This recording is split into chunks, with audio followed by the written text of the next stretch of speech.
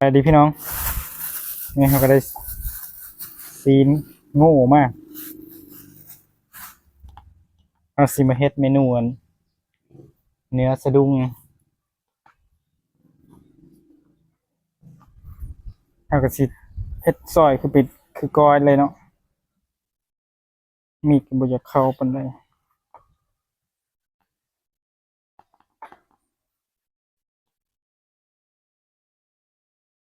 เอาสิบ่เฮ็ดตอนให้บันไดเฮ็ดตอนพอดีค่ำเลย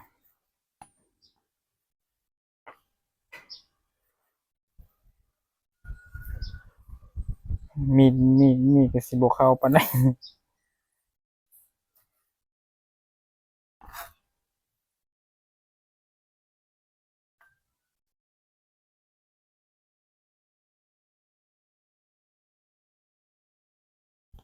เนื้อยังสดๆอยู่เลยเนาะ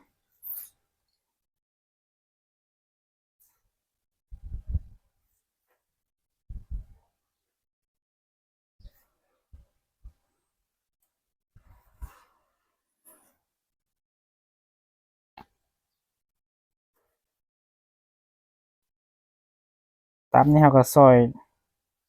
ตอนน้อยๆคือกันเลยหลังจากนี้เขาก็สินำไปโรยน้ำเอาสินำลงไปลวกเลยเนาะ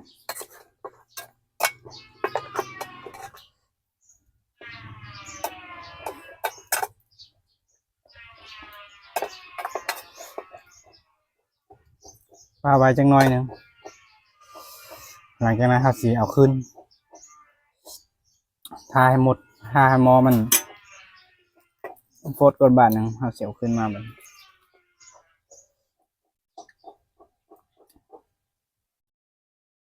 มันก็สิเป็นเนื้อสะดุ้งพอดีบ่เหนียวแล้วก็บ่หยาบเกินไปพอดีกินถ้าเฮาปาเฮิงมันสิเหนียวถ้าเฮาขึ้นไว้มันสิบ่สุกเฮาเอาแบบพอดีพอประมาณมาพี่น้องมาเสร็จเรียบร้อยหลังจากนั้นเฮาเฮ็ดอันเมนูอันเนื้ออันสะดุ้ง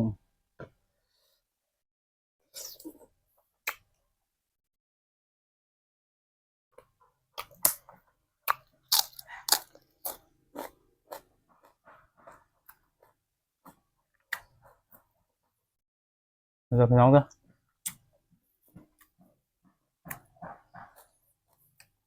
อืม